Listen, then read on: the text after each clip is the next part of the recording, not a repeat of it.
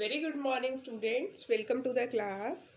So, in this class, we will again continue with the DG for your 13th chapter in your SST book, that is Freedom Struggle.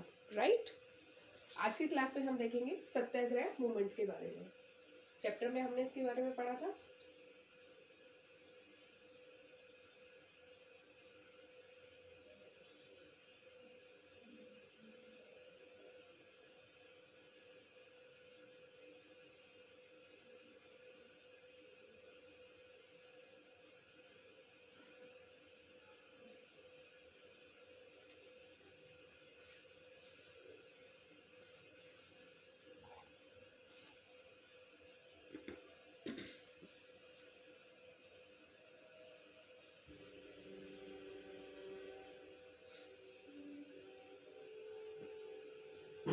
Due to racist atrocities committed in Africa.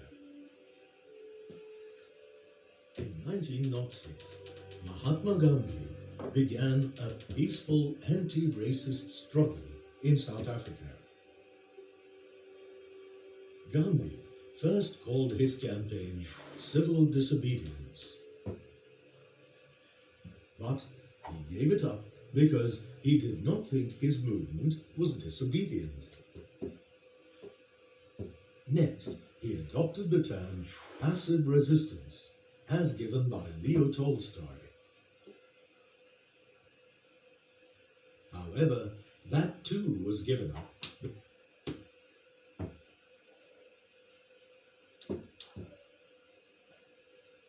Gandhi invited the public to define the name of the movement. Since there was no word in English to explain the meaning of the movement, the Hindi term Satyagraha was resorted to. Satya means truth, and Agraha means in pursuit of. तो सत्याग्रह का meaning क्या होता है students? सत्य मतलब सच के लिए, सच्चाई के लिए. आग्रह मतलब परसुएड करना, किसी को मतलब बोलना कि आओ हम सत्य के लिए जो है लड़ाई लड़ते हैं, परसुएड करते हैं, ठीक है, फॉर द ट्रूथ. तो सत्याग्रह का मतलब ये होता है. ठीक है students. Gandhi's Satyagraha can be defined as the pursuit of truth. यानी कि सच्चाई की लड़ाई. Gandhi said, life itself is a pursuit of truth.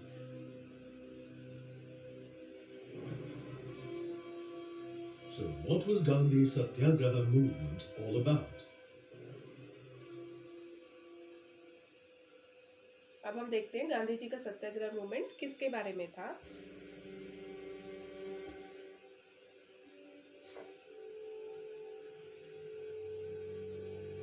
Gandhi's Satyagraha philosophy had four key characteristics. It was not passive, but active. It was founded in truth. It was not destructive. It was non-violent. Click each characteristic to learn how it was practiced. देखो philosophy क्या थी सत्याग्रह की? Not passive. Passive मतलब कि ये एक active चीज है. ठीक है, इसको हम जो है फ्रंट लाइन होके कि हम इसको अचीव कर सकते हैं. पैसिव नहीं है, ये एक एक्टिव चीज है. फाउंडेड इन ट्रुथ, और इसको हम सच्चाई में ही जो है फाउंड कर सकते हैं, ढूंढ सकते हैं. Not destructive. डिस्ट्रक्टिव का मतलब क्या होता है कि सत्याग्रह का मतलब होता है कि हम किसी चीज़ का डिस्ट्रक्शन नहीं करेंगे, किसी चीज़ को हम डिस्ट्रॉय नहीं करेंगे, किसी चीज़ का नाश नहीं करेंगे. ठीक है, बल्कि ये कंस्ट्रक्टिव जो है थॉट होती है. नॉन वायलेंट का मतलब है कि कोई लड़ाई झगड़ा मारपीट इसके थ्रू हम नहीं करेंगे. ठीक है, इनको डिटेल में स्टडी करते हैं. Satyagraha was not passive. It involved active participation in fearlessly bringing forth issues of injustice.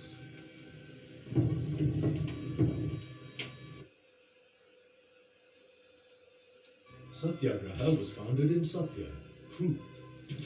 A Satyagrahi holds on to truth even if it means suffering while refusing to succumb to what is wrong.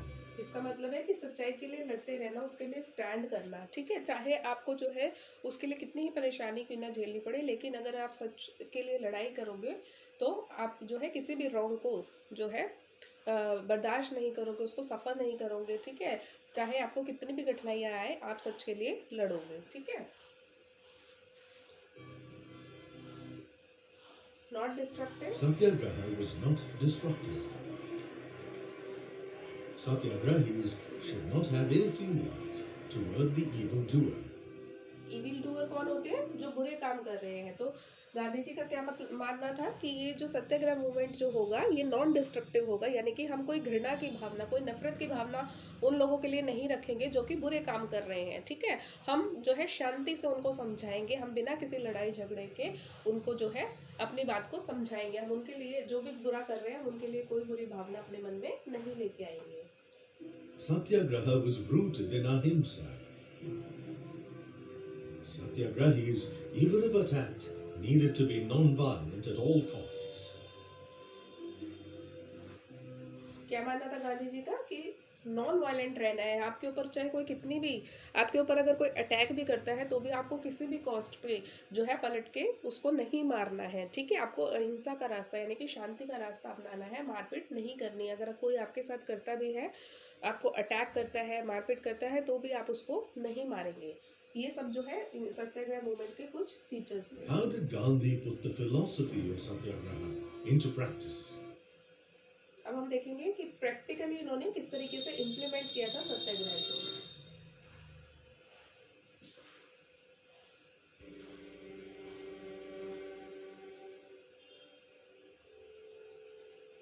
From 1916 to 1918, early Satyagraha revolutions took place in Champaran, Kheda, and Ahmedabad.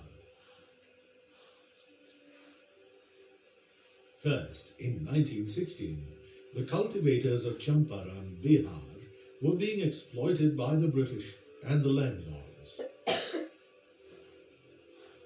Peasants were made to grow indigo instead of food crops, which were necessary for their survival. They received a compensation and were forced to live in abject poverty. Gandhi set up an ashram in Champaran and tried to improve the living standards of the villagers. Gandhi led a satyagraha movement against the landlords and earned some rights for the peasants. It was here that Gandhi was fondly addressed as Bapu and the Mahatma for the first time. ठीक है, इसी movement के दौरान, सत्याग्रह movement के दौरान ही जो महात्मा गांधी थे, इनको बापू और महात्मा कहा जाने लगा था, ठीक है। In 1917, in Kheda, Gujarat, Gandhi led a satyagraha movement for the debt-laden peasants. A famine in the Kheda district caused the peasants to suffer huge losses. Unable to pay revenues to the government, they were forced to give up their properties as compensation. ठीक है, क्या हो रहा था, यहाँ खेड़ा में जो है अकाल पड़ा था, सूखा पड़ा था, और जो ब्रिटिशर्स थे इनको मजबूर कर रहे थे कि जो भी नुकसान हुआ है उसके बदले में आपको अपनी प्रॉपर्टी देनी पड़ेगी, अपनी जमीन देनी पड़ेगी। The Satyagraha movement forced the government to arrive at a settlement with peasants. तो सत्याग्रह मूवमेंट के द्वारा जो ब्रिटिशर्स थे उनको ये कहा गया था कि आप जो है पीजेंट्स कौन होते हैं, किसान, उनके साथ बातचीत करो और इस जो मैटर है, ये मैटर सारा है, इसको सेटल डाउन करो, मतलब कि किसानों को मजबूर मत करो उनकी जमीनें बेचने के लिए। Not only was the tax for the present and the following year suspended, but their confiscated properties were also returned. Next, in 1918, Gandhi led a satyagraha campaign for mill workers on strike in Ahmedabad, Gujarat. Here, Gandhi fasted to support the workers. And this eventually ended in a 35% raise for the workers. Thus, Gandhi's satyagraha movement met with success in many areas.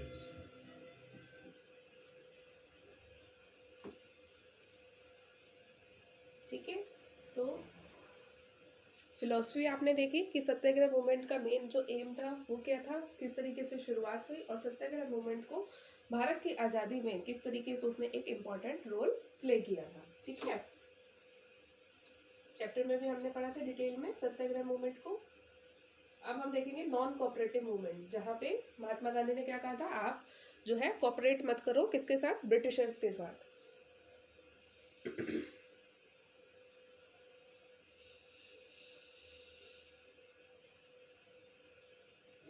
Imagine that you and some friends went out for a walk and you get arrested by the police. When you ask the police for a reason for your arrest, they tell you that they suspect you for antisocial activities and they take you away by force. क्या कह रहे हैं कि मान लो आप market जा रहे हो, घर से बाहर जा रहे हो और अचानक आके पुलिस आपको अरेस्ट कर लेती है, और जब आप पूछते हो कि आपको क्यों अरेस्ट किया है, तो वो बोलते हैं हमें जो है आपके ऊपर संदेह है, शक है कि आप जो है कुछ ऐसी वॉयलेंट चीजें कर रहे हो, हिंसा फैला रहे हो, इसके शक के आधार पे हम आपको पकड़ के लेके जा रहे हैं। सोचो आपको कैसा लगेगा, जबकि आपने कुछ किया ही नहीं है। Such an act by the government is unimaginable today. ठीक है, However, this was a reality when India was governed by the British. आज के इस टाइम में इस तरीके से पुलिस नहीं कर सकती है, ठीक है, लेकिन ये सारे काम कब होते थे, जब ब्रिटिशर्स इंडिया में थे, उस समय ये सारे ही काम हुआ करते थे।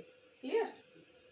In 1919, British judge Sir Sidney Rowlatt passed the Rowlatt Act as a measure to control public unrest after World War I.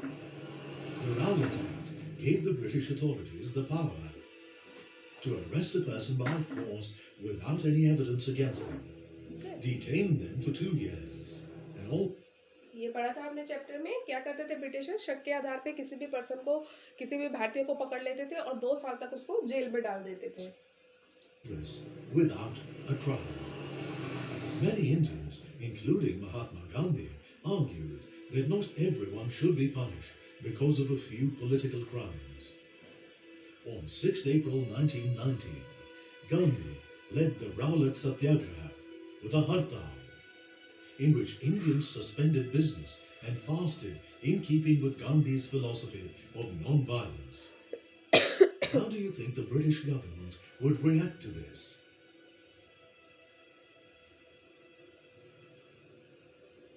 अब इसके खिलाफ ही महात्मा गांधी ने जो है ये नॉन कोऑपरेटिव मूवमेंट शुरू किया था। अब हम देखेंगे कि ब्रिटिशर्स ने इस मूवमेंट के खिलाफ किस तरीके से रिएक्ट किया।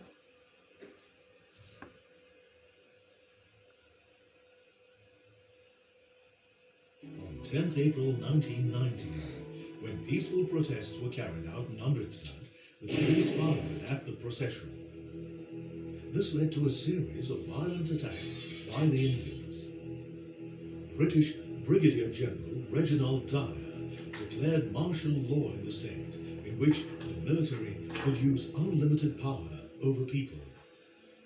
On 13th April 1919, a large crowd had gathered in an enclosed ground of Jallianwala Bagh to protest the repressive measures of the government. General Dyer and 90 British Indian Army soldiers carrying machine guns entered the area. They blocked the exit and opened fire on innocent unarmed men, women and children. The firing lasted for 10 to 15 minutes until the soldiers ran out of ammunition. Hundreds of people were killed and thousands were injured. Hearing about the Jallianwala Bagh massacre, strikes, protests and attacks on government buildings began all over India. ठीक है, तो ये क्या था, जलियांवाला बाग में क्या हुआ था, लोग जो है शांति से प्रोटेस्ट करने के लिए इकट्ठे हुए थे। कुछ लोग जो है बैसाखी का फेस्टिवल मनाने के लिए वहाँ पे इकट्ठे हुए थे। तो जो जनरल डायर था उसने क्या करा था, जो वो ग्राउंड था जहाँ पे लोग इकट्ठा हुए थे प्रोटेस्ट करने के लिए या बैसाखी का फेस्टिवल मनाने के लिए, मेले के लिए, उसके सारे गेट्स जो है बंद करवा दिए थे और अपने सिपाहियों को बोल दिया था कि लोगों के ऊपर गोलियां चलाओ। कम से कम 10-15 मिनट तक गोलियां चलती हैं, वो तब तक सिपाही गोलियां चलाते रहते हैं सोल्जर्स, जब तक कि उनकी सारी गोलियां खत्म नहीं हो जाती। तो इस इंसिडेंस में जो है सैकड़ों लोग मारे जाते हैं और हजारों लोग जो है घायल होते हैं। जैसे ही ये न्यूज़ फैलती है पूरे इंडिया में स्ट्राइक्स होने लगती हैं, लोग विरोध करने लगते हैं, सरकारी जो बिल्डिंग्स होती हैं उनको नष्ट करने लगते हैं। ठीक है। तो बहुत सारी चीजें जो है इस जलियांवाला बाग का जो ये इंसिडेंस होता है, इसके बाद पूरे देश में लोग जो है विरोध करने लगते हैं British government responded with brutal repression. They forced satyagrahis to rub their noses on the ground, to crawl on the streets, and salute to all sahibs. लेकिन ब्रिटिशर्स इसके बाद भी नहीं माने। उन्होंने जो है सत्याग्रह मूवमेंट करने वाले लोगों के साथ क्या करा, उनको जो है बोलते थे कि आप अपने नाक को रगड़ो जमीन पे, क्रॉल होके यानी कि घुटनों के बल चलो, हम जितने ब्रिटिशर्स ऑफिसर्स हैं उनको सल्यूट करो। मतलब बहुत ब्रुटली ये लोग जो है दबाने की कोशिश कर रहे थे सत्याग्रह मूवमेंट को, लोगों को ऊपर जो है बहुत सारे अत्याचार कर रहे थे। किसी भी तरीके से ये लोग पीछे हटना नहीं चाहते थे। Also, they flogged several people and even bombed entire villages. Finally, due to this violence, Mahatma Gandhi called off the Rowlatt Satyagraha movement. ठीक है, इसके बाद महात्मा गांधी जो है एग्जिट कर देते हैं, इस सत्याग्रह मूवमेंट को जो है खत्म कर देते हैं। Gandhi do next? Can you guess?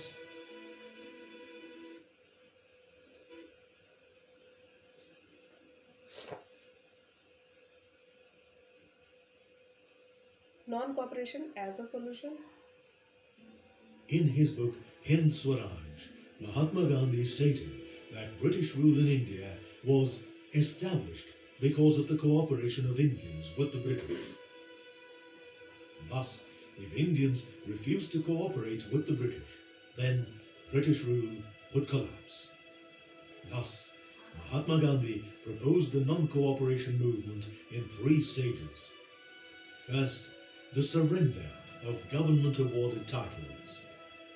Second, a boycott of British institutions and foreign goods. And third, in case the government used repression, launch a civil disobedience campaign.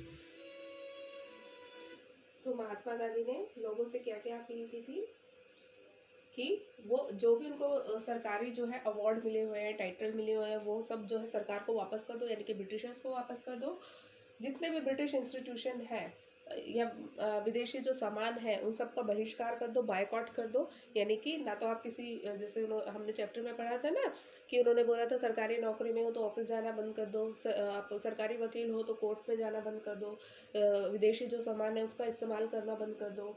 ठीक है। Launch a civil disobedience campaign, यानी कि civil यानी कि पूरे देश पे को उन्होंने जो है अपील की कि आप जो है सिविल डिसओबीडियंस कैंपेन जो है शुरू कर दो, यानी कि शांतिपूर्ण ढंग से आप सिंपल से ये तीनों काम करने शुरू कर दो कि आप जो है ब्रिटिश का जो है सामान यूज़ नहीं करोगे, उनके जो टाइटल्स है वो वापस कर दोगे, सरकारी नौकरियां नहीं करोगे ब्रिटिशर्स की। तो ये इस सब से क्या होगा, अगर ब्रिटिशर्स को काम करने के लिए लोग ही नहीं मिलेंगे या उनका सामान खरीदने के लिए लोग नहीं मिलेंगे तो क्या होगा, अपने आप ही जो ब्रिटिशर्स हैं वो भारत से चले जाएंगे। ऐसा मानना था महात्मा गांधी का। Not use repression. Launch a civil disobedience campaign. The Congress was reluctant to accept Gandhi's proposal for non-cooperation because they feared violent outbreaks as a result of the movement. Finally, Congress के लीडर से वो नहीं चाहते थे महात्मा गांधी जो है इस तरीके का नॉन कोऑपरेटिव मूवमेंट जो है शुरू करे, क्योंकि उनको डर था कि इससे जो है आगे चल के हिंसा फैल सकती है। after several debates in December 1920, a compromise was worked out at the Congress session at Nagpur. एक कॉम्प्रोमाइज होता And है, non-cooperation movement was launched. ठीक है, एक कॉम्प्रोमाइज होता है नागपुर में कांग्रेस लीडर्स के साथ, और फाइनली दिसंबर 1920 में नॉन कोऑपरेशन का जो मूवमेंट था उसको लॉन्च कर दिया जाता है, उसको शुरू कर दिया जाता है। Did you know that in order to spread the non-cooperation movement, Gandhi convinced leaders to support the Muslim Khilafat movement? ठीक है, महात्मा गांधी ने नॉन कोऑपरेशन मूवमेंट को स्प्रेड करने के लिए, फैलाने के लिए जितने भी लीडर्स थे उनको बोला था कि आप मुस्लिम जो खिलाफत मूवमेंट है उसको सपोर्ट करो, ताकि हम पूरे इंडियन, चाहे वो हिंदू है मुसलमान है, एकजुट हो जाए और ब्रिटिशर्स के खिलाफ एक साथ मिलकर लड़ाई करें। Thus, Shaukat Ali of the Khilafat movement took leadership to spread the message of mass action among Muslims. और शौकत अली जो मुस्लिम लीडर थे उन्होंने क्या इम्पोर्टेंट रोल प्ले किया था, ताकि वो जो है महात्मा गांधी के साथ मिलके जो ये नॉन कोऑपरेटिव मूवमेंट है इसको जो है अपनी जो मुस्लिम कम्युनिटी है उसमें स्प्रेड कर सके। तो ये एक इम्पॉर्टेंट लीडर थे मुस्लिम कम्युनिटी से। इन्होंने महात्मा गांधी के साथ मिलके इस मूवमेंट को आगे स्प्रेड किया था। ठीक है, फटाफट से एक बार रिपीट कर लेते हैं। रॉल्ट एक्ट क्या था?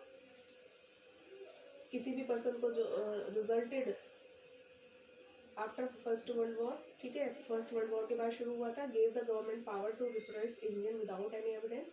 इसने सरकार को यानी कि ब्रिटिशर्स को ये पावर दी थी इस एक्ट ने कि वो शक के आधार पर किसी भी पर्सन को जो है गिरफ्तार कर सकते थे और 2 साल तक जेल में रख सकते थे।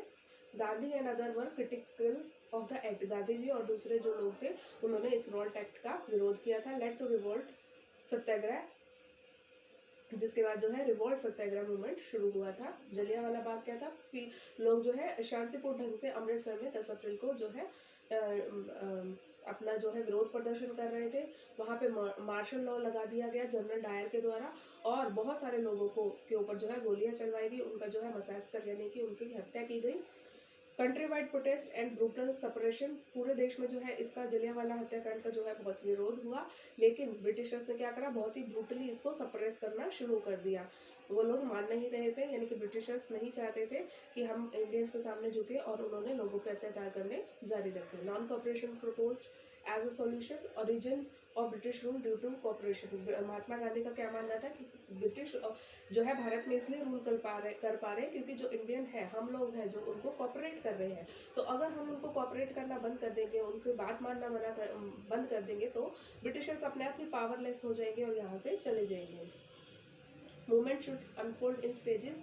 Gandhi and Shaukat Ali spread the idea. ठीक है, शौकत अली मुस्लिम लीडर थे, इनके साथ मिलकर गांधी जी ने इस पूरे आइडिया को स्प्रेड करा। इशू विद द कांग्रेस, शुरू में क्या था, कांग्रेस जो थी वो मान नहीं रही थी, उनको लगता था कि नहीं इससे फिर से हिंसा फैलने के चांसेस हैं, तो हमें इस नॉन कॉपरेशन मूवमेंट को नहीं शुरू करना चाहिए। लेकिन फाइनली उनके साथ एक जो है मतलब कांग्रेस के लीडर्स जो है फाइनली इसको एक्सेप्ट करते हैं और सत्याग्रह मूवमेंट की शुरुआत होती है। ठीक है, तो यहाँ तक पढ़ के आएंगे, इसके आगे हम अपनी नेक्स्ट क्लास में डिस्कस करेंगे।